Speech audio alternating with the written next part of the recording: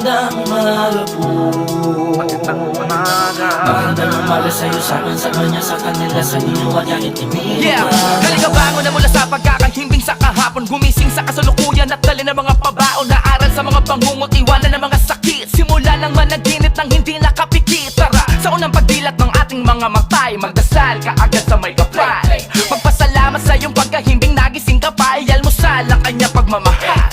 Humingi ng tawad sa mga kasalanan na panay at humiling ng patnubay na sa atin ay gagabay. Sa maghapon dahil anumang kailangan kanyang ibibigay. Kung Diyos ay sa sentro ng buhay mo nakalagay. Para hapeng mainit lamang, dahan-dahanin mga galaw at desisyon habang alay